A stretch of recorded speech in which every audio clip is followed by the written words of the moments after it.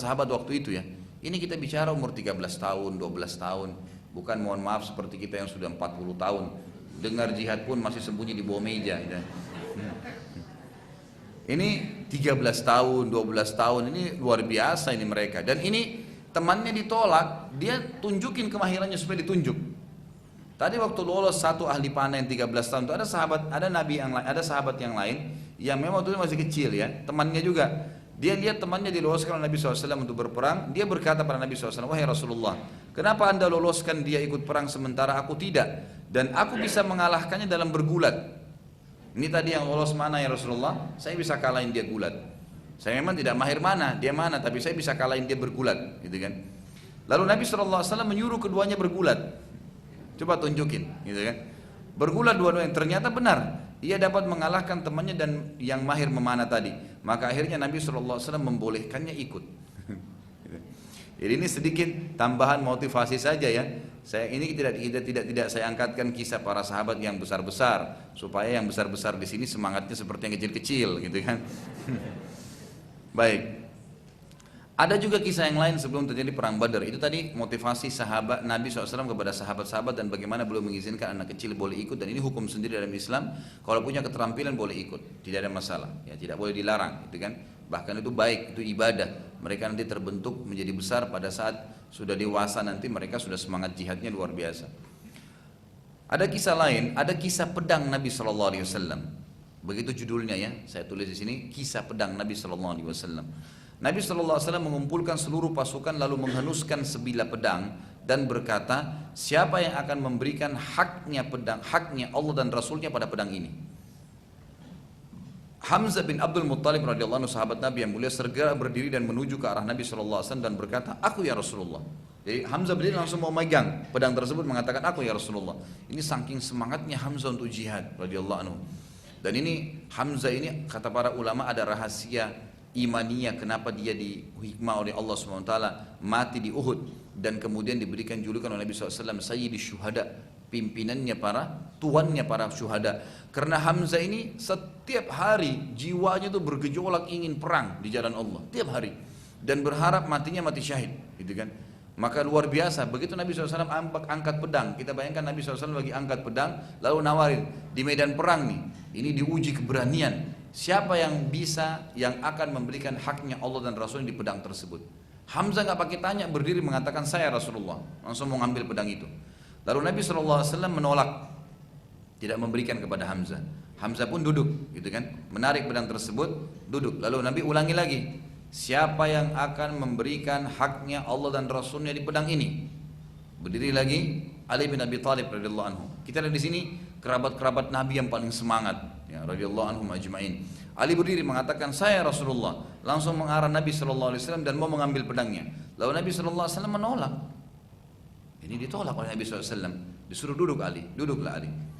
Lalu kemudian Nabi SAW ulangi lagi, siapa yang akan memberikan haknya Allah dan Rasul di pedang ini? Berdiri lagi sahabat Nabi yang mulia, ini terkenal, ini bodyguardnya Nabi SAW. Zubair bin Awam radhiyallahu anhu, ini sepupu Nabi sebenarnya. Ya, Zubair bin Awam ini ya, sepupu Nabi SAW. Ini kalau tidak salah nama ibunya Sofiyah. Ini tante Nabi SAW, terkenal sekali. Nanti kita pada saat bahas perang Khaybar, insya Allah melawan orang Yahudi, nanti kita lihat bagaimana Zubair bin Awam ini perannya luar biasa, mengalahkan orang Yahudi yang Yahudi itu tingginya seperti batang pohon kurma, gitu kan? Jadi orangnya besar sekali, gitu kan? Ini dikalahkan oleh Zubair bin Awam. Waktu itu memang orang Islam tidak ada yang bisa melawan dia. Maka Zubair bin Awam mengalahkannya, dan ini Zubair bin Awam terkenal dengan kekekaran tubuhnya, orangnya sangat luar biasa lah, gitu kan? Berdiri mengatakan, aku ya Rasulullah. Jadi tiga orang ini betul-betul luar biasa nih semangat perangnya. Artinya kalau Nabi kasih pedang tersebut, Nabi bilang kamu harus perangi mereka semua sendiri, dia akan maju sendiri. Ini betul-betul luar biasa. Zubair mengatakan saya Rasulullah. Nabi SAW tarik lagi, nggak dikasih sama Zubair. Ini sepupunya Nabi, keluarga Nabi yang terdekat. Lalu Nabi SAW berkata yang keempat kalinya, siapa yang ingin atau siapa yang akan memberikan haknya Allah Rasul di pedang ini? Maka berdirilah sahabat Nabi yang mulia Bingdad, ya, radhiyallahu anhu, sahabat Nabi yang mulia juga. Beliau berdiri dan menuju ke arah Nabi SAW mengatakan, aku ya Rasulullah. Tapi sama, perilakunya sama, langsung berdiri langsung mau mengambil. Nabi SAW menolak lagi, yang keempat kali nih. Nabi ulangi lagi yang kelima kali, siapa yang akan memberikan haknya Allah dan Rasul di pedang ini. Dan ini satu pendidikan juga ya. Jadi kalau Bapak Ibu lagi ngajar di sekolah, ini bisa ditarik metode seperti ini. Jadi pada saat kita ingin menunjukkan pentingnya sebuah bahasan atau sesuatu yang kita ingin sampaikan atau akan diberikan, coba lemparkan pertanyaan yang membuat nanti mereka termotivasi untuk saling berlomba mengetahui ini nilainya benda ini seperti apa. Itulah yang Nabi SAW lakukan, gitu kan. Siapa yang bisa misalnya menjawab pertanyaan akan saya kasih apa yang ada di kotak ini, gitu kan. Dan kotak ini pasti membuat kalian senang, misal contoh, gitu kan.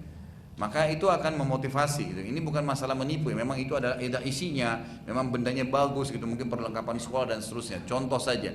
Ternyata ini menarik audiens untuk dengan pertanyaan itu membuat mereka termotivasi untuk bersaing dan akhirnya benda yang sedang kita ingin berikan atau kita akan sampaikan sebuah informasi itu sangat penting bagi mereka. Nabi SAW menarik lagi sambil berkata mengulangi kembali siapa ya yang ingin atau siapa yang memberikan haknya Allah dan Rasul di pedang ini. Perlu kita ketahui di sini, keempat sahabat yang sudah lewat tadi itu, bahkan setiap orang di antara mereka itu memang dihitung oleh Nabi SAW dengan 1000 orang. Tadi itu Hamzah, Ali, gitu kan, Zubair dan Mikdad. 4 orang ini itu terkenal ya, tersebar di berita itu seperti kekuatan 1 orang 1000 orang nih. Luar biasa semangatnya. Makanya pada saat Umar bin Khattab radhiyallahu anhu mengutus pasukan pembebasan Mesir kepada Amr bin As ya, waktu di zaman Umar bin Khattab, nanti akan ada bahasan tentunya. Umar bin Khattab ini sempat mengirim pasukan Amr bin As dipimpin sahabat Nabi untuk menyerang Mesir. Tapi ternyata kurang, pasukannya mereka kurang, butuh tambahan. Waktu itu jumlahnya pasukan itu hanya sekitar kalau tidak salah 8 ribuan ya. 8.000 pasukan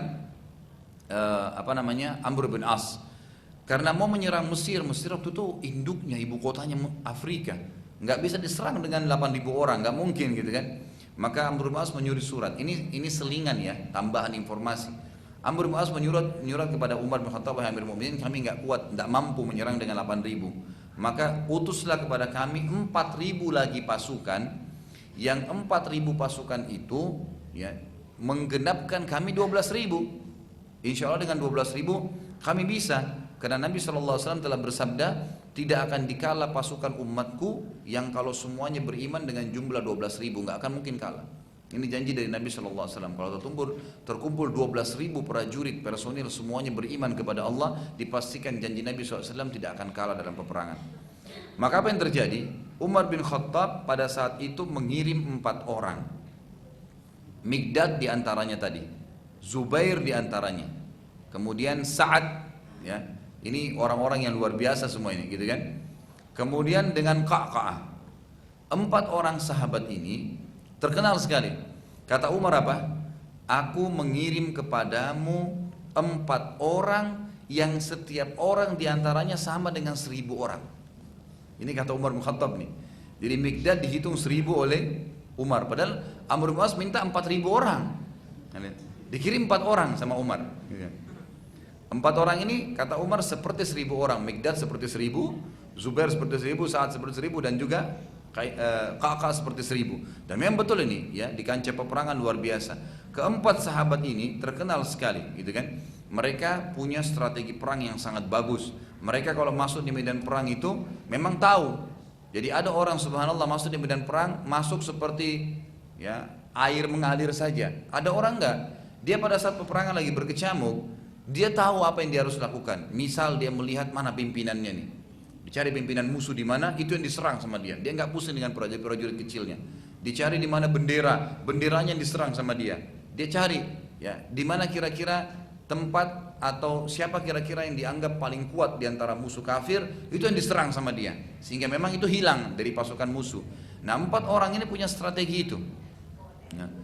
Maka pada saat itu para sahabat ya,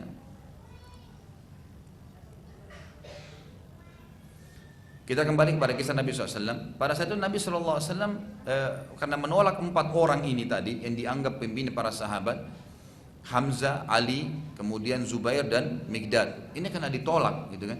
Maka berkatalah, ya, Nabi SAW mengulangi lagi, siapa kira-kira yang bisa memberikan haknya Allah dan Rasul di pedang ini? Ini pertanyaan selanjutnya nih.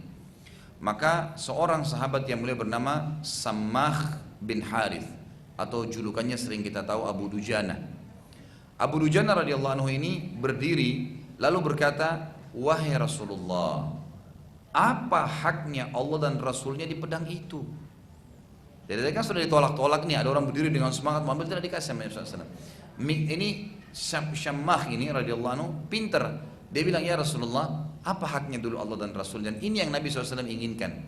Jadi tadi dia lempar pertanyaan untuk sahabat bertanya lagi, apa haknya Allah dan Rasulnya? Bukan cuma main ambil saja, tahu dulu apa tugasnya. Dan ini ulama mengatakan seorang mukmin harus ambil pelajaran dari kita seperti ini. Kalau ditawarkan sesuatu, kita jeli bertanya. Ini ambil nih gratis, nggak apa-apa kita bertanya. Kenapa gratis? Siapa yang kasih? Nggak apa-apa. Oh ini karena Allah, ini dikasih karena ada yang infak. Itu sudah tahu, jelas. Jangan sampai bilang ini ambil gratis tapi ternyata dari uang korupsi, ternyata dari uang curian.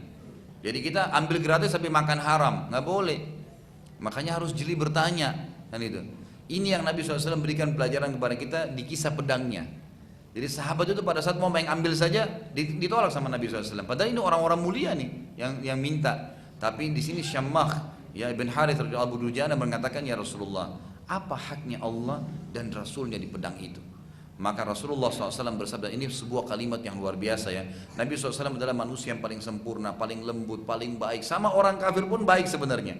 Tapi kalau sudah di kancah peperangan, sudah lain ceritanya. Kancah peperangan ini butuh ketegasan, menunjukkan keberanian, keterampilan memang pada saat itu, sehingga musuh-musuh Allah ini takut dengan kaum muslimin. Kata Nabi SAW, engkau mengambilnya pedang ini dan engkau memukulkan ke musuhmu sampai bengkok. Artinya lawan mereka sampai bengkok pedang ini. Siap nggak? Gitu. Maka Syammah radhiyallahu anhu berkata, aku siap ya Rasulullah. Gitu kan? Maka Rasulullah SAW pun memberikan kepada Abu Dujana, yang kemudian Abu Dujana mengambil pedang tersebut dengan sangat senang dan bangga karena ia telah diberikan oleh Nabi SAW. Lalu ia meletakkan pada kepalanya kain warna merah. Jadi ada di zaman dulu itu dipakai topi besi untuk menghindari kepala dibacot atau dipukul dengan pedang. Maka diikatlah sama dia di situ imamahnya dia. Jadi imamah warna merah dibuat imamah itu di luar ya, topinya. Dan itu berwarna merah. Kemudian sambil berjalan di hadapan musuh. Jadi musuh orang kafir sudah ada, Abu Dujana jalan di depan sambil pedang yang tadi Nabi SAW kasih itu diangkat-angkat sama dia di depan musuh. Kayak kesannya nantang mereka gitu kan. Maka pada saat itu kesannya kayak ada kesombongan. Lalu Nabi SAW waktu lihat itu berkata dalam hadis sahih, sungguh cara jalan seperti ini yang Abu Dujana buat nih dibenci sama Allah. Kecuali pada tempat seperti ini. Di kancah peperangan tunjukkan kesombongan kalian pada orang kafir, nggak apa-apa, gitu kan. Tunjukkan kemahiran, tunjukkan keberanian, hardik mereka, bentak mereka, nggak apa-apa, silakan, agar mereka takut dengan agama Allah Subhanahu Wa Taala. Jadi kita harus tahu masalah ini. Ka'ab radhiyallahu anhu berkata, aku sangat penasaran ingin tahu sahabat Nabi yang lain nih, seperti apa dan bagaimana Abu Dujana memberikan haknya Allah dan Rasulnya di pedang tadi. Karena kan tadi sudah dijanji ya, saya akan kasih ya Rasulullah. Menghantam sampai bengkok nih, bukan main-main, ini amanah, gitu kan. Maka Ka'ab bin Malik dari sahabat Nabi yang lain bilang, saya mau tahu nih, Abu Dujana gimana memberikan haknya Allah dan Rasul di pedang tersebut. Lalu aku pun mengikutinya. Saat itu di kancah peperangan terdapat seseorang dari kafir Quraisy yang sangat kuat dan tidak terkalahkan. Lalu aku berdoa pada Allah. Ini Ka'ab nih, berdoa sama Allah untuk apa kira-kira? Apa doanya? Dia bilang, aku berdoa pada Allah agar mempertemukan orang itu sama Abu Dujana. Jadi bukan minta doa supaya Abu Dujana menang, muslimnya menang. Dia penasaran, dia bilang, ya Allah pertemukanlah ini orang kafir yang kuat nih sama Abu Dujana. Dia ingin lihat Abu Dujana gini mana nih, permainkan pedang ini seperti apa gitu. Maka aku minta kepada Allah agar mempertemukan orang tersebut dengan Abu Dujana, dan ternyata doa aku dikabulkan oleh Allah SWT. Maka ketika orang tersebut berdua berhadapan, aku menyaksikan aksi duel yang luar biasa. Sampai orang kafir tersebut menghantamkan pedangnya ke arah kepala Abu Dujana. Jadi ternyata orang-orang Arab ini, gitu kan, zaman dulu itu, kalau mereka mau menunjukkan keterampilannya dan dia adalah orang yang paling kuat di pasukan, itu ditutup kepalanya tadi yang besi. Kan mereka dulu pakai imamah ya, jadi orang kafir pun pakai imamah. Abu Jahal, Abu Lahab dulu itu pakai imamah mereka di Mekah, memang pakaiannya mereka pada saat itu. Maka mereka di medan perang biasanya tidak dilepaskan imamahnya kan, pakai batok besi itu supaya tidak kena. Nah, untuk menunjukkan kemahirannya, maka diikat imamah di atas batok itu, atau bahkan tutup kepalanya dibuka, imamahnya yang dipakai. Artinya biar kalian mau bacot kepala saya nggak takut, gitu kan? Seperti itulah. Maka musuh ini tahu, ini Abu Dujana ini sedang nunjukin keterampilannya. Maka yang paling pertama diserang adalah kepala Abu Dujana, dan Abu Dujana sempat menangkisnya dengan perisai yang karena kerasnya pukulan tersebut tadi dari musuh itu membuat pedang si kafir melengket pada perisai Abu Dujana. Ya, Abu Dujana nangkis, pedang itu saking kerasnya dipukul, besi masuk ke besi itu nggak bisa ditarik lagi sama orang kafir itu. Jadi melengket di perisainya Abu Dujana. Saat Abu Dujana melihat hal tersebut, maka ia pun segera menyerang si kafir yang sudah berusaha lari karena ada lagi pedangnya, gitu kan. Abu Dujana lalu mengejarnya sampai ia berhasil mendekati si kafir dan menghantamkan pedangnya dengan keras ke arah kepala si kafir dari belakang dan membuat kepala si kafir terbelah menjadi dua. Jadi ini kisah peperangan yang luar biasa ya. Ini siapa yang dilihat nih? Si Ka'ab nih. Tidak semua sahabat menyaksikan kejadian tersebut, gitu kan. Abu Dujana waktu itu tahu nih, sempat dia waktu selesai membunuh orang kafir itu, ternyata ada Ka'ab di sekitar situ memantau, kayak memantau melihat nih. Dia tidak ikut sibuk berperang, dia sibuk melihat duel tadi itu. Lalu Abu Dujana balik ke arah Ka'ab berkata, bagaimana pendapatmu wahai Ka'ab?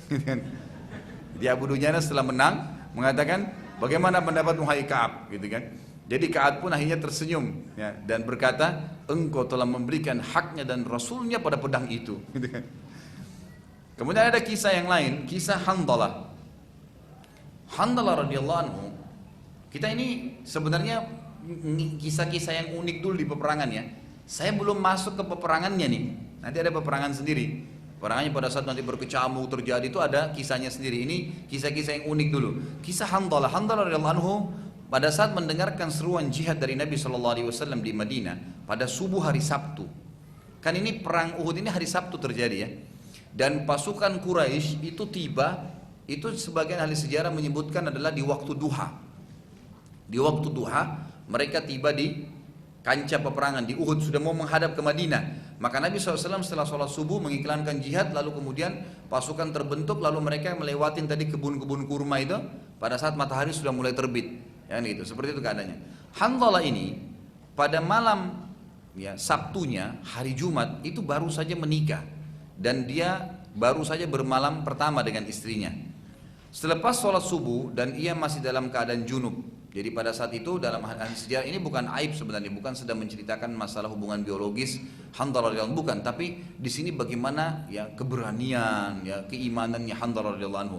Beliau menikah malam itu, kemudian beliau menunda hubungan biologisnya sampai sholat subuh, azan subuh, kemudian beliau setelah sholat subuh berhubungan biologis sama istrinya. Dan ini sebagian ulama juga mengambil hukum dari sini, subhanallah. Perilaku sahabat pun sudah menjadi hukum, gitu kan? Sampai para ulama fikih mengatakan perilaku Handalah memberikan pelajaran kepada siapapun muslim yang sedang menikah di malam hari. Kalau mereka khawatir subuhnya terlewatkan dan sholat malamnya karena junubnya, maka dianjurkan menunda berhubungan biologis sampai selesai subuh. Sampai seperti itu mereka memahami hukum, gitu kan? Karena dikhawatirkan banyak orang kena malam pertama, tadinya biasa dia pergi subuh masjid, sekarang tidak subuh lagi di masjid, gitu kan? Nah ini alasannya karena malam pertama nggak bisa, gitu kan? Itu bukan itu ya alasannya. Handalah radhiyallahu anhu setelah sholat subuh berhubungan biologis dengan istrinya dan dia tidak sempat belum sempat mandi junub, gitu kan? Lalu terdengarlah waktu Handalah pulang ke rumahnya dekat masjid. Diseruhlah seruhan, biasanya Bilal yang seruhkan, jihad, Rasulullah SAW panggil jihad. Handalah dengar nih, dan biasanya kalau diserukan jihad begitu sahabat berkumpul semua depan masjid, semua penuh depan masjid, kumpul semuanya. Maka Handalah pun tadi masih dalam keadaan junub keluar, ngumpul, mau dengar nih seperti apa, jihadnya kemana, nanti niatnya mau mandi junub, gitu kan. Tapi yang jelas seperti itulah. Ternyata Nabi SAW pada saat sudah berkumpul sahabat nggak pakai nunggu, pasukan yang sudah terbentuk itu langsung keluar. Jadi dia nggak sempat pulang ke rumahnya. Jadi Handalah masih dalam keadaan junub, gitu kan. Di kancah peperangan dia terbunuh, radhiyallahu anhu, mati syahid. Maka Nabi SAW melihat jenazahnya, beliau bersabda, tiba-tiba ya pada saat itu sambil mengalihkan pandangannya. Jadi jenazahnya Handalah dari depan, Nabi SAW alihkan pandangannya. Lalu para sahabat berkata, ya Rasulullah, kenapa anda mengalihkan mata anda dari Hanzalah? Kata Nabi SAW, aku melihat istrinya dari bidadari yang menjemputnya dari surga. Maka aku pun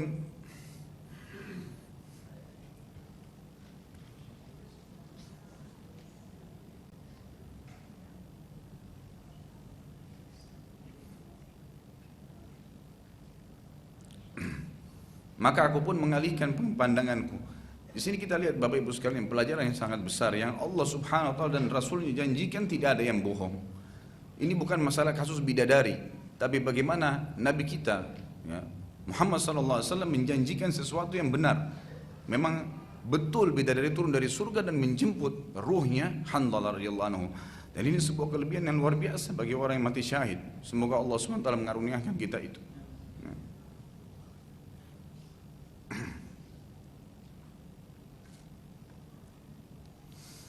Baik, kisah yang lain. Kisah Khuwairiq radhiyallahu anhu, sahabat Nabi dari Yahudi, dan kisah Kazman. Ini juga sebuah kisah yang luar biasa di Uhud. Termasuk yang bergabung dalam pasukan muslimin seorang Yahudi yang tiba-tiba masuk Islam saat akan terjadi peperangan bernama Khuwairiq. Jadi ada satu orang Yahudi yang pada saat itu mendengarkan Nabi SAW mengumandangkan jihad. Kemudian dia tahu Nabi SAW adalah seorang Nabi di subuh itu juga. Lalu dia segera berdiri berkata kepada orang-orang Yahudi di Madinah, kalian sangat mengetahui bahwasanya Muhammad adalah seorang Nabi dan jelas tertulis dalam Taurat, karena ialah kalian hijrah ke kota Madinah ini. Maka bagaimana bisa kalian membiarkan dia berperang sendirian? Tidak mungkin itu. Dan kalian tidak beriman. Jadi orang-orang Yahudi ini hijrah ke Madinah, Bapak Ibu sekalian, jelas itu karena Nabi SAW mereka temukan dalam Taurat akan hijrah di situ, Maka Khuwairiq radhiyallahu anhu berkata, kalian tahu ini adalah Nabi. Kalian hijrah ke Madinah justru karena dia. Kalian tahu jelas ini panggilan jihad akan berperang di jalan Allah. Lalu kenapa kalian tidak ikut dan berperang?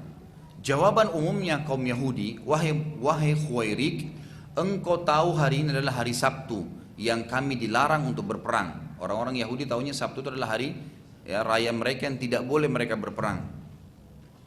Namun ahli sejarah mengatakan ini cuma alasan orang-orang Yahudi saja. Alasan orang-orang Yahudi yang coba mengatakan supaya mereka tidak ikut perang dengan Nabi SAW. Maka Khuwairiq radhiyallahu anhu dengan sendirinya datang ya, bersama Nabi SAW, datang kepada Nabi SAW dan mengucapkan syahadat pada saat pagi itu, subuh itu.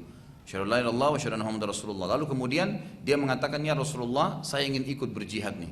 Maka Nabi SAW izinkan. Ini Khuwairiq orang Yahudi yang baru masuk Islam pada saat itu. Khuwairiq telah beruntung karena imannya tersebut, ditambah lagi segera ikut berjihad di hari pertama, atau di hari pertama dia mengucapkan syahadat.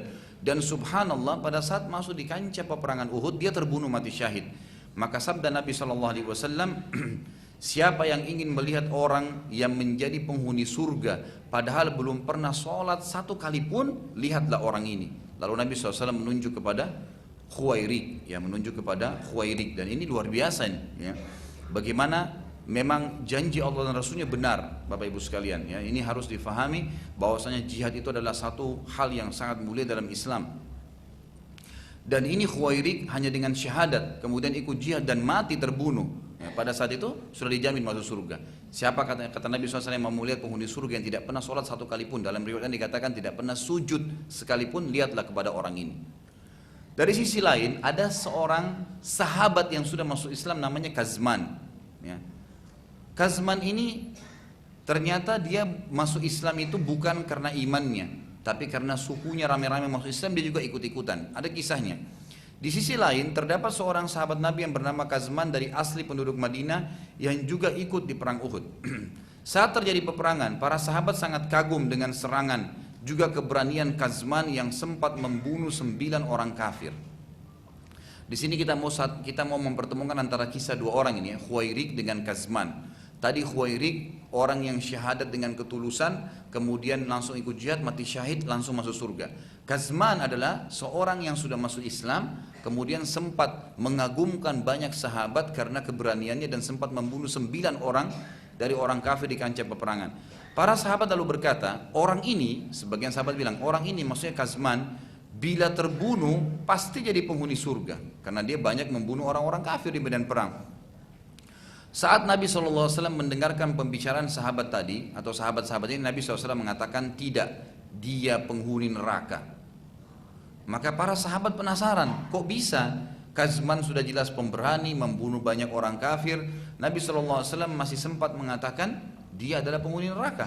Maka beberapa orang sahabat sempat mengikuti Kazman dan ingin lihat nih.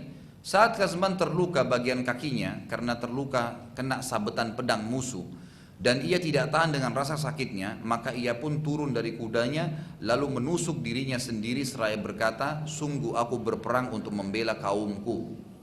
Sungguh aku berperang untuk membela kaumku. Maka dia tusuk dirinya sendiri supaya dia mati, jadi rasa sakitnya hilang. Ini pelajaran yang luar biasa Bapak Ibu sekalian. Di kancah peperangan pun itu kan akan terlihat siapa yang beriman benar dan siapa yang tidak beriman benar. Ini pelajaran luar biasa. Bagaimana Khuwairik yang ikut jihad karena Allah dan Rasulnya, walaupun belum pernah sholat sekalipun, pada saat dia terbunuh dijamin masuk surga. Sementara Kazman yang sudah masuk Islam sebelumnya saat mati di medan jihad, ya, bukan karena Allah dan Rasulnya, maka ia pun menjadi penghuni neraka. Menjadi penghuni neraka. Jadi ini jelas sekali kita harus ambil pelajaran dari kisah-kisah seperti ini. Selanjutnya kisah Amr bin Jamuh radhiyallahu anhu. Kisah sahabat Nabi yang lain. Amr bin Jamuh ini bagi bapak-bapak yang merasa dirinya sudah tua, sudah lemah, nggak bisa jihad. Ini coba ambil pelajaran dari Amr bin Jamuh. Kalau lagi dikumandangkan jihad Bapak Ibu sekalian, biar tangan kita sudah nggak bisa angkat senjata, ikut aja. Gitu kan? Kalau lagi dikumandangkan, memang sudah fardu ain, Indonesia lagi diserang, berdiri aja lawan. Gitu kan? Banyak kisah. Amr bin Jamuh ini adalah salah satu sahabat yang kakinya pincang, memang nggak bisa jalan satunya. Gitu kan? Dia kalau jalan banyak ditopang oleh anak-anaknya gitu, ataupun kalau dia jalan dia paksa sekali. Pada saat terdengar panggilan jihad di subuh hari Sabtu tadi itu, maka dia pun datang kepada Nabi SAW mengatakan sambil pincang kakinya, ya Rasulullah, izinkan aku ikut, ya. Maka anak-anaknya ikut bersama yang mengatakan, ya Rasulullah, ayah kami nggak mampu pincang kakinya, gitu kan? Nggak mungkin, kalau kudanya jatuh pun nanti dia nggak bisa lari, akan dibunuh oleh musuh. Kata Amr bin Jamuh, kata Nabi SAW, tapi kamu lagi pincang dan anak-anakmu melarang kamu, gitu kan? Ditanya oleh Nabi SAW, mau dilihat ini mau nggak masuk medan perang benar? Apa yang dia bilang? Ya Rasulullah, dengan kalimat jelas, walaupun aku pincang, justru aku ingin menjadikan kakiku yang pincang ini penyebab aku masuk ke dalam surga. Maka akhirnya Nabi SAW izinkan, dan betul di kancah peperangan beliau terbunuh. Beliau terbunuh radhiyallahu anhu. Ini kurang lebih gambaran beberapa sahabat, dan kita tutup dengan kisah Zubair bin Awam radhiyallahu anhu. Terdapat seorang prajurit Quraisy yang sempat menunggangi kuda dan sangat mahir bermain pedang yang panjang di atas kudanya. Jadi zaman dulu itu pedang juga ada dua macam. Ada pedang yang hanya ukuran lengan, dan ada pedang yang ukuran dua lengan manusia. Memang dibuat begitu, satu lengan panjang pedangnya itu cukup untuk membunuh satu orang, dan ada memang yang panjang dua untuk menjangkau musuh-musuh dengan jarak yang jauh. Dan ini memang butuh keterampilan khusus karena agak berat gitu kan, memegang pedang yang panjang ukuran dua lengan, ya.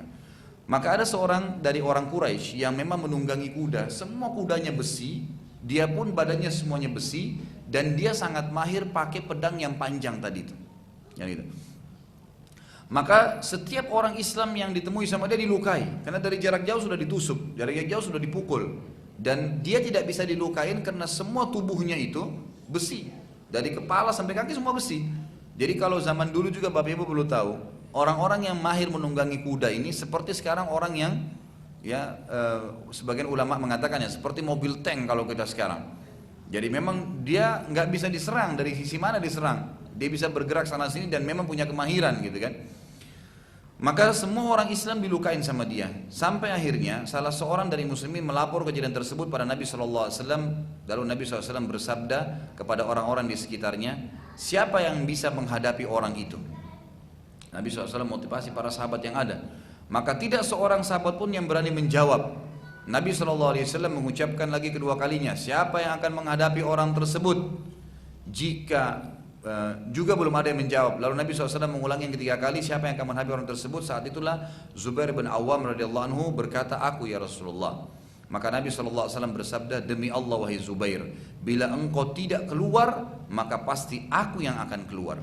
Jadi di sini kita lihat bagaimana Nabi SAW memang betul-betul tidak main-main ya. Dan kalau Bapak Ibu masih ingat, pernah dari riwayat Bukhari yang menjelaskan, Nabi SAW ini punya kepribadian yang sangat pemberani. Pernah Madinah tiba-tiba ribut malam-malam gitu kan, akan dikepung oleh diserang oleh bala perampok. Maka Nabi SAW waktu itu ya, sempat terdengar gemuruh dan para sahabat sempat kumpul depan rumah Nabi SAW. Tunggu instruksinya Nabi apa ini. Gak lama kemudian suara gemuruh orang-orang yang menyerang itu sudah hilang.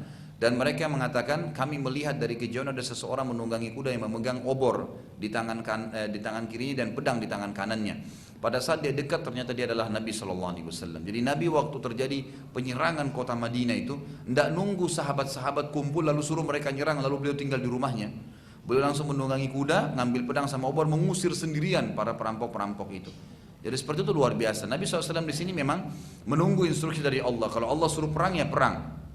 Ternyata di sini Nabi SAW tidak mendapatkan perintah dari Allah untuk turun di kancah peperangan. Maka beliau motivasi para sahabatnya, siapa yang bisa, siapa yang bisa. Sampai 3 kali, untung Zubair bin Awam mengatakan iya. Kalau tidak, kata Nabi, demi Allah, kalau kau tidak mengatakan iya wahai Zubair, saya akan turun. Pasti saya akan perangi orang itu. Dan tentu Nabi SAW punya keterampilan dalam perang. Maka Zubair bin Awam pun berkata, aku lalu mengikuti orang tersebut ya, dan terus mencari kesempatan. Kira-kira di sisi mana nih aku bisa membunuhnya. Setiap kali aku melihat tubuhnya selalu aku temukan ada besinya. Enggak ada. Sampai aku menemukan ternyata di antara 2 matanya itu ada karet. Nah, ada karet penyambung. Jadi tidak mungkin semuanya besi gitu kan. Jadi ada karet di antara 2 matanya. Jadi kurang lebih di titik-titik seperti ini ya. Kemudian Zubair mengatakan, aku melihat cuman itu celahnya. Enggak ada celah lain.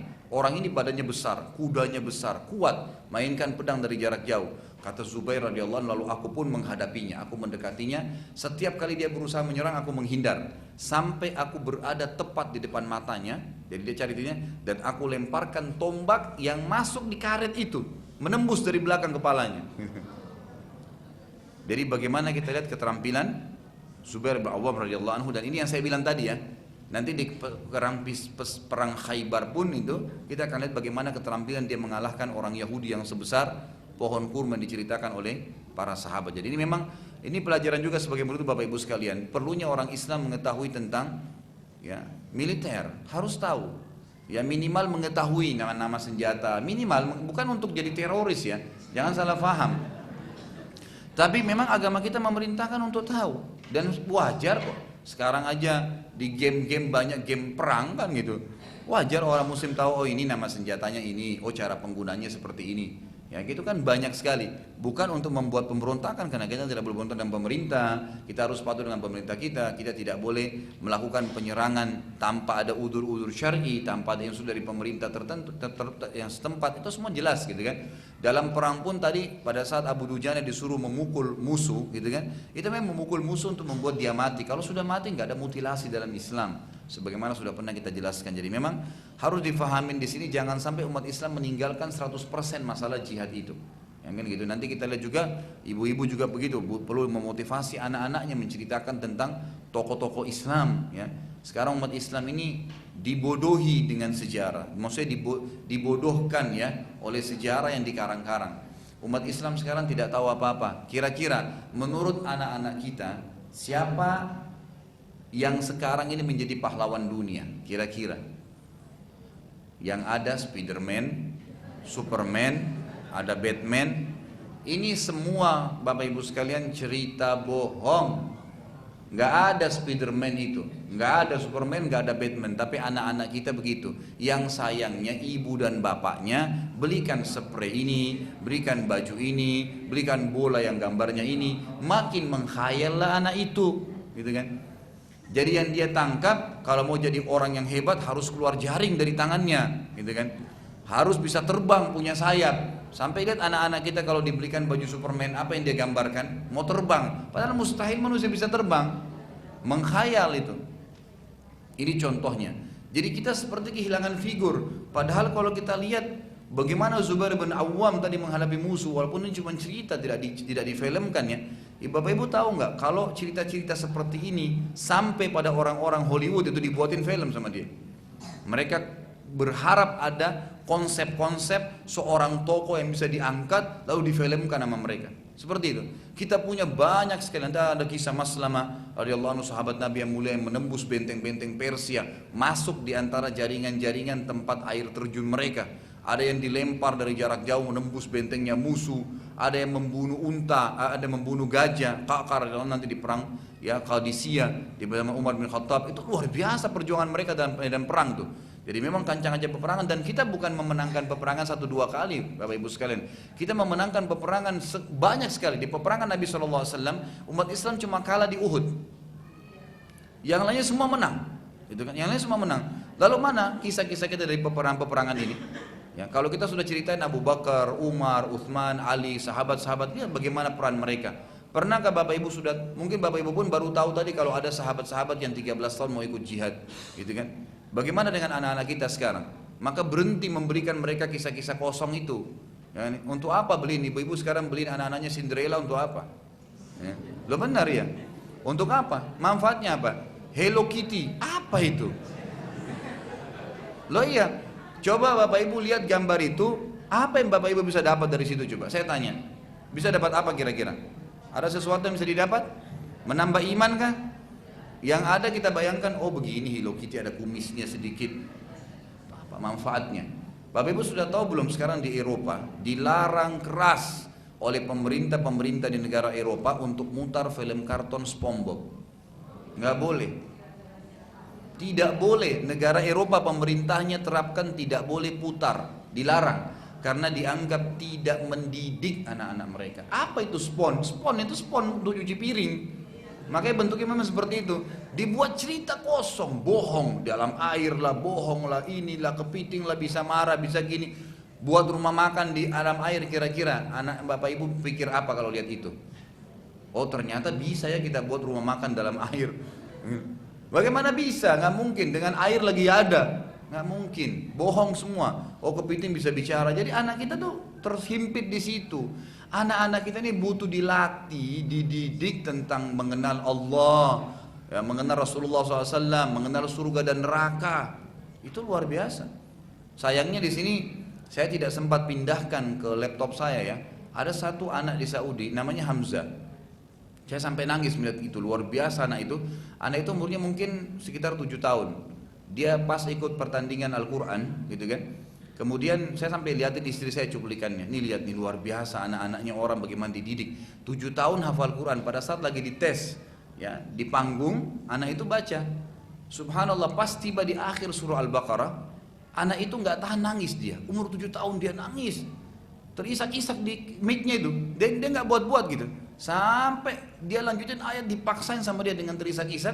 Setelah selesai Bapak Ibu sekalian, anak ini tiba-tiba mengharukan semua orang yang hadir, dia sujud di situ.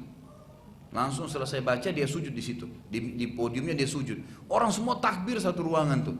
Anak 7 tahun bisa tersentuh sujud dengan Allah karena baca Al-Quran. Ini generasi Islam yang ditunggu nih, gitu kan? Bukan generasi yang kayak kita sekarang sibuk dengan tadi kisah-kisah kosong semuanya. Nggak ada yang bisa diambil. Berhenti beliin itu Bapak Ibu sekalian, spray-spray seperti itu, beliin spray yang biasa. Nggak usah beliin bonekanya. Untuk apa? Anak-anak kita dikasih boneka, dapat pelajaran apa dari boneka? Beliin kisah-kisah Nabi, bacain, itu yang dapat manfaat, gitu kan? Bacain hukum-hukum agama, ceritain tentang orang-orang tokoh-tokoh ulama kita, atau sahabat, itu yang bagus, itu yang benar. Jadi nggak boleh salah dalam masalah-masalah seperti ini Bapak Ibu sekalian. Insya Allah ke depan nanti kita akan lanjutkan dengan kisah sebagian prajurit-prajurit kafir dalam peperangan ya, dan kita akan lihat nanti Insya Allah akan datang bagaimana pada saat peperangan itu berkecamuk nantinya. Ya, di awal peperangan dimenangi oleh kaum muslimin, dan nanti akhirnya bagaimana kekalahan kaum muslimin dan bagaimana Nabi SAW menanggapi perang Uhud dan pelajaran apa yang kita bisa ambil dari situ. Allahu alam. Mungkin sampai sini ada yang mau bertanya?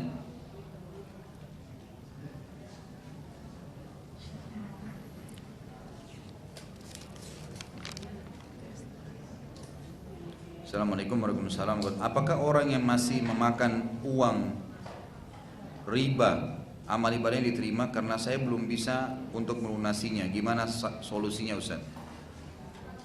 Kalau misalnya Pertama saya kasih tahu dulu ya, riba ini sesuatu yang berbahaya Bapak Ibu sekalian. Jauhi semaksimal mungkin. Dan jangan pernah bilang, saya nggak bisa hidup kalau tidak riba. Saya kapan bisa punya rumah kalau tidak KPR riba.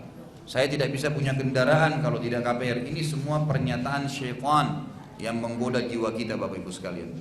Rezeki sudah ditakdirkan oleh Allah. Dan Allah mengatakan dalam Al-Quran kekal sampai hari kiamat. A'udzubillahi minasyaitonirrajim. Wa ahallallahu al-bai'a wa harramar riba. Allah halalkan transaksi jual beli dan diberkahi. Dan Allah haramkan riba. Mulailah dengan usaha walaupun kecil, ya. Lalu kemudian kita minta berkah dari Allah Subhanahu wa taala. Itu yang kita lakukan. Jadi jangan sampai kita membuka pintu riba, nggak boleh pintu riba, itu haram dalam agama.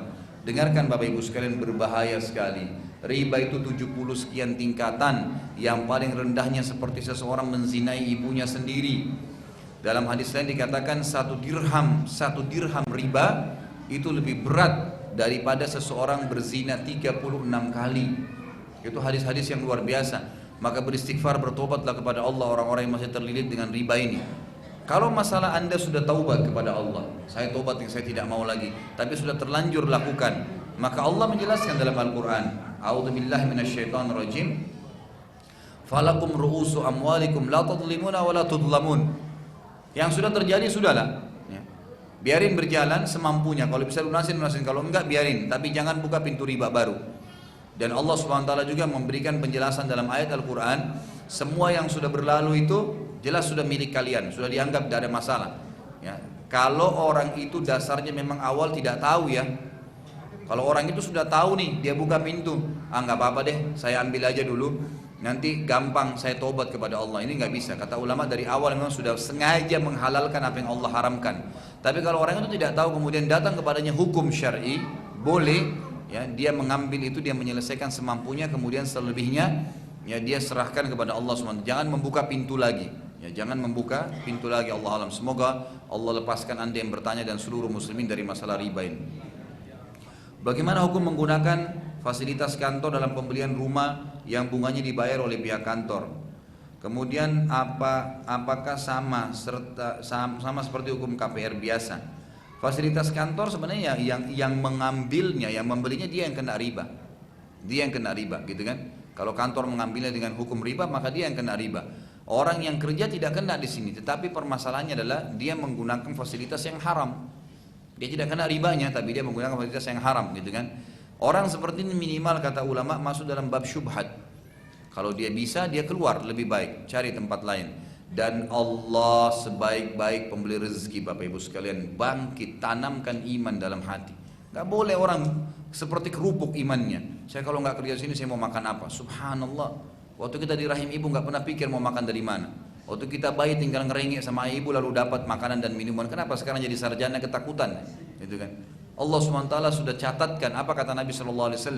Kalau seandainya seseorang itu lari dari rezekinya, maka rezekinya akan mengejar dia seperti kalau dia lari dari mati dan mati mengejarnya. Rezeki itu tidak akan lari dari kita, akan ada yang sudah dicatat oleh Allah Subhanahu wa taala. Tinggal kita ikhtiar saja. Dan rezeki seperti sebuah pohon yang pernah saya jelaskan, ada buah yang bergeletakan, ada buah yang bergelantungan. Yang bergeletakan itu siapa saja bisa ambil. Siapa saja bisa dapat udara yang kita hirup, cahaya yang kita ambil dengan mata, ya, kuping kita yang mendengarkan suara, kemudian kita tiba-tiba dikasih makanan, air yang dihidangkan buat saya ini, semuanya itu adalah rezeki yang sudah bergeletakan. Ada rezeki yang bergelantungan, kita harus pakai tangga, fasilitas untuk ngambil metik, dan ini orang kafir orang lain bisa dapat, semua bisa dapat. Jadi sebenarnya Anda tidak bekerja pun sudah ada rezeki yang berjatuhan, gitu kan? Pasti ada itu. Tapi memang kalau orang mau lebih, maka dia pakai tangga, pakai fasilitas. Orang sekolah lebih tinggi sekolahnya, dari S1 masuk mau S2, S3, supaya gajinya lebih tinggi misalnya, itu wajar saja, gitu kan? Orang wajar saja menguasai sebuah keterampilan untuk supaya mendapatkan hasil yang lebih besar, itu wajar, itu udah baik, itu positif, gitu kan? Tapi yang jelas kita harus tahu rezeki itu Allah Azza wa Jalla yang sudah atur. Dan ingat sabda Nabi SAW, seseorang tidak akan meninggal dunia sampai semua rizkinya yustaufa lahu rizku. Semua rezekinya akan dikasih, pasti dikasih. Nggak ada yang tidak dikasih. Nggak ada orang meninggal itu sebelum kecuali rezekinya yang dicatatkan semua sudah diterima sama dia. maka jangan ragu tinggalkan yang haram. Dan sabda Nabi SAW dalam hadis sahih riwayat Abu Daud, man taraka syai'an lillah abdalahu khairan min. Siapa yang meninggalkan sesuatu karena Allah, Allah pasti akan gantikan yang lebih baik untuknya. Ustaz, pada masa Nabi SAW dan sahabat, bagi anak-anak dan bayi yang sudah ditinggal wafat oleh ibunya, bagaimana pengganti ASI untuk anak tersebut? Apakah dengan susu kambing atau susu unta? Banyak yang gantikan ibu-ibu yang lain, gitu kan? Karena dalam Islam kan boleh disusui oleh ibu yang lain. Umumnya seperti itu. Ya, digantikan oleh istri-istri ya sahabat yang lain. Ya, sahabat yang lain, mereka yang apa namanya? Yang menggantikannya. Kalau apakah ada riwayat menjelaskan diminumkan susu kambing atau unta, Allahu a'lam. Ya, saya tidak tahu soal itu. Ustaz, benarkah hadis Nabi SAW yang menjelaskan bahwasanya tidak akan beruntung suatu kaum yang pemimpinnya adalah wanita? Benar, hadisnya sahih. Itu kan memang tidak boleh wanita memimpin negara, nggak bisa. Kalau mau memimpin negara pas jihad dikumandangkan dia masih mau dandan dulu, bagaimana caranya? Memang fitrahnya ya di rumah, merawat rumah, tapi perempuan-perempuan boleh mendampingi ya laki-laki, sebagaimana kata Nabi SAW, an-nisa'u syaqaiqur rijal. Ya, perempuan itu pendampingnya para laki-laki, gitu kan? Bukan bawahannya, memang pendampingnya, gitu kan? Yang mendampingi mereka dalam kegiatan-kegiatan mereka. Jadi misalnya mendidik anak, ya ibu-ibu di rumah, ibu-ibu memotivasi. Banyak tokoh-tokoh dunia yang tumbuh menjadi mujahidin, seperti Zubair bin Awam radhiyallahu anhu, itu tumbuh menjadi seorang mujahid yang luar biasa karena ibunya Sofia itu adalah seorang ibu yang sangat kuat pendiriannya, tante Nabi SAW, gitu kan? Kita lihat Abdullah bin Zubair, anaknya juga begitu, nanti jadi khalifah di Mekah, walaupun beberapa saat itu juga seorang mujahid, seorang sahabat yang luar biasa karena ayahnya begitu. Kemudian ibunya itu Asma, ya, yang terkenal, Asma binti Abi Bakar, anaknya Abi Bakar yang terkenal sangat luar biasa imannya. Ibunya ini mendidik Abdullah sampai menjadi seorang mujahid, gitu kan? Jadi memang seperti itu. Bolehkah wanita ikut turun dalam kancah peperangan dalam rangka berjihad, mengingat saat ini banyak wanita yang berprofesi sebagai tentara? Boleh. Sahabiat banyak yang gitu kan? Adakah kisah sahabiat yang ikut dalam medan perang? Banyak sekali. Banyak sekali. Tidak pernah Nabi SAW keluar berjihad kecuali pasti ada sahabat yang ikut. Tapi mereka memang diletakkan oleh Nabi SAW itu di belakang pasukan. Mereka lebih banyak urusannya ngurus makanan mujahidin, kemudian mengobati luka-luka mereka. Tetapi banyak juga sahabiat-sahabiat yang pada saat pasukan muslimin sudah diserang, mereka sudah terserang oleh musuh, mereka melawan. Seperti Nusaybah binti Ka'ab, terkenal ya di perang Uhud. Nanti kita bahas tuh ada kisahnya. Nusaybah binti Ka'ab radhiyallahu anhu ini yang banyak muslimah tidak paham kisahnya, gitu kan? Beliau keluar berjihad memotivasi suaminya dan semua anak laki-lakinya keluar berjihad. Dan di perang Uhud suaminya dan anak-anaknya meninggal mati syahid. Ya. Dan kata Nabi SAW, waktu aku sedang terdesak di Uhud, maka aku temukan Nusaybah binti Ka'ab, sahabiat ini, mematahkan anak-anak panah yang terarah kepadaku. Jadi ada, itu kan ada itu. Jadi tidak ada masalah itu. Ya. Memang wanita pun dibolehkan dalam Islam. Tapi kalau perempuan jadi tentara ini dalam Islam masih mungkin ada pandangan para ulama ya. Jadi tidak dianjurkan untuk jadi tentara, tapi mereka boleh ikut jihad. Seperti saya jelaskan tadi, Islam ini pada saat jihad itu bukan harus jadi seorang militer, kan gitu. Jadi orang siapapun boleh ikut gitu. Ustaz, apa fadilah ketika kita mimpi bertemu Rasulullah SAW? Biasanya ada wasiat ya, biasanya ada penyampaian dari Nabi SAW. Tapi yang jelas melihat Nabi SAW sebuah karunia. Ya, sebagaimana sabda Nabi SAW, siapa yang melihat aku dalam mimpinya, maka itu berarti aku, karena syaitan tidak bisa menjelma menjadi aku. Yaitu memang Nabi SAW benar yang dia lihat, asal memang dia melihat Nabi SAW. Karena kan ada orang, kata ulama, melihat cuma telapak tangannya, tapi dalam mimpi seakan-akan itu ada berita, ada penyampaian itu adalah Nabi SAW. Ada yang melihat fisiknya. Tapi yang jelas juga akan dipertemukan mimpi itu dengan apa yang disampaikan oleh para sahabat tentang fisik Nabi SAW. Seperti kalau ada yang lihat wajahnya Nabi SAW, maka dia harus melihat dalam riwayat bagaimana wajah Nabi SAW dan benar nggak seperti itu, alisnya, matanya dan seterusnya. Bagaimana cara kita agar dapat mimpi melihat Rasulullah SAW? Adakah amalan khusus? Tidak ada. Tidak ada amalan khusus, gitu kan? Setahu saya tidak ada amalan khusus, tapi itu datang dengan sendirinya. Umumnya kalau seseorang itu berpegang pada sunnah Nabi SAW, dia sebarkan sunnah Nabi, maka dia akan mimpi. Umumnya itu akan mimpi. Ya. Saya pada saat akan mengajarkan sirah ini, saya pernah mimpi, ya, melihat Nabi SAW dan nyata di depan mata saya, dan di belakang beliau ada beberapa orang ya, yang sedang menggunakan imamah. mereka lagi memegang, lagi menebangi pohon-pohon kurma, dan pohon kurma itu kayak lagi dilempar, diserangkan ke sekelompok orang yang ada di belakang saya nggak tahu. Waktu itu saya lagi pegang kitab Sahih Bukhari dan Sahih Muslim. Dalam mimpi saya begitu. Lalu saya mendengarkan beliau berkata, sallallahu alaihi wasallam, Khalid, kamu sekarang bergabung dengan kami ya. Silakan ke belakang. Saya pun jalan ke belakang, gitu kan. Itu saja, terus kemudian saya terbangun. Tapi itu jelas karena saya lihat, saya tahu bagaimana fisik Nabi sallallahu alaihi wasallam, dan itu jelas, gitu kan, kelihatan bagaimana alis beliau, bagaimana hidung beliau. Saya juga waktu pertama membuka kelas hadis di Jakarta beberapa tahun lalu, saya coba komitmen jalankan pengajian-pengajian yang saya buka namanya kelas hadis, ngajarin hadis Arba'in Nawawi, dan banyak saya sebarin. Saya mimpi Nabi SAW di depan mata saya, jelas saya lihat bagaimana alis beliau, dan beliau menghembuskan udara dari hidungnya dan saya menghirupnya pada saat dalam mimpi. Itu nyata. Itu bisa, tapi yang saya lihat adalah mungkin karena kita komitmen menjalankan sunnah Nabi SAW, tapi tidak ada amalan khusus, tidak pernah saya amalkan hal-hal tertentu, gitu kan. Dan juga kalau misal kita tidak sampai mimpi, itu tidak ada sesuatu yang kurang, bukan pelanggaran agama, gitu kan. Jadi setahu saya tidak ada amalan khusus. Bagaimana pandangan Ustaz tentang jihadnya ISIS? Enggak boleh. ISIS itu tidak dihitung jihad, dan ulama sudah tanggapin, gitu kan. Karena mereka ini muncul di tengah-tengah keadaan memang ya, dan mereka ya yang sampai pada tingkat, kalau fatwa ulama di Timur Tengah itu, mereka sampai pada tingkat membunuh semua orang yang tidak sefaham dengan mereka, baik itu Syiah, baik itu Sunni, gitu kan. Jadi tidak jelas alurnya. Sementara tidak boleh membunuh sembarangan umat Islam. Ini tidak benar. Jadi sampai mencap orang-orang selain mereka itu berarti sudah menyimpang. Saya pernah di SMS oleh seseorang, dia bilang, Ustadz bilang ISIS itu menyimpang. Ya, masuk ada ciri-ciri khawarij. Saya tidak katakan mereka khawarij ya. Ada ciri-ciri khawarij. Di antaranya menyalahkan orang yang tidak sefaham dengan mereka, dan ini bukan ciri Nabi sallallahu alaihi wasallam, gitu kan. Maka dia bilang, Ustadz harus lebih hati-hati kalau ngomong, Ustadz harus begini dan begitu. Ini buktinya dikirim kepada saya, ada cuplikan pembicaraan, ternyata ini seperti juru bicaranya ISIS, gitu kan, yang sempat ngomong, kemudian menjelaskan tentang ISIS itu apa. Ya, banyak orang mengatakan ISIS itu menyalahkan orang lain begini dan seterusnya. Ini buktinya ISIS itu begini, ISIS itu begini. Ternyata di poin-poin itu pun, gitu kan. Jadi orang kalau baca awalnya, fahamnya di Twitter itu sesuatu yang oh iya benar ya, oh iya benar. Tapi di bawah sampai digiring poin-poin terakhir sama saja. ISIS menganggap bahwasanya selain ISIS yang tidak mengikuti dan paham ini, maka mereka jelas salah dan wajib untuk diperangi, gitu kan. Maka saya hanya berpikir, jelas ini, saya bilang SMS ke saya, coba antum baca kembali poin-poinnya. Ingat ya, kita sedang bicara masalah perilaku dan lembaga ini, bukan individu ya. Kalau ada di antara mereka insya Allah berikan hidayah kembali kepada jalur jihad yang benar, memang dengan pemerintahan yang benar, silahkan saja, itu nggak ada masalah. Tapi kita sedang berbicara tentang ada hal-hal yang keliru dari perilaku-perilaku itu. Termasuk mungkin bisa lihat cuplikan-cuplikannya, gitu kan. Seorang ulama di Mosul di Irak itu dibunuh. Ulama ini ulama Sunni dan sudah lama, mungkin 50 tahun mengabdi.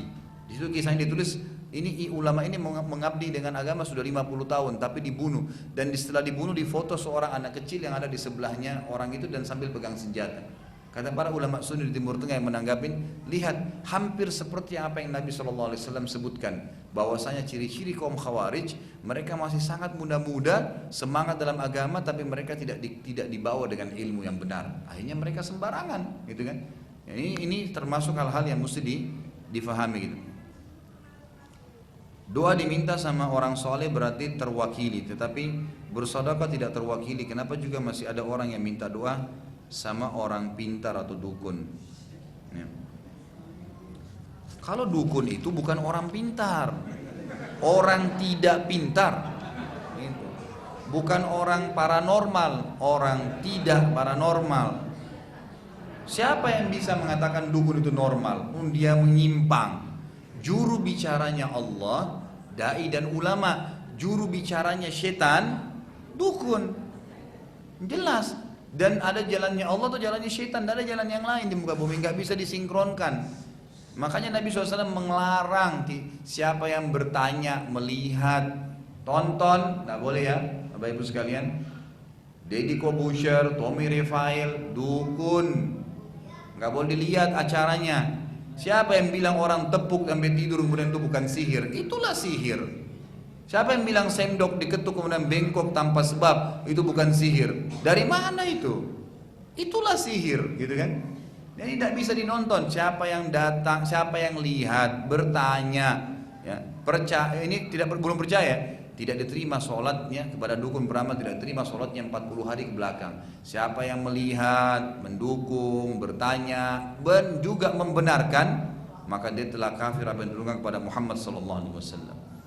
Orang yang kesana berarti sudah jelas orang ini tidak normal, ya, orang ini tidak pintar, datang ke sana, ya sama aja orang yang datang ke sana. Berarti orang bodoh juga. Bapak Ibu sekalian, setan itu, jin itu dibawa manusia, manusia khalifahnya.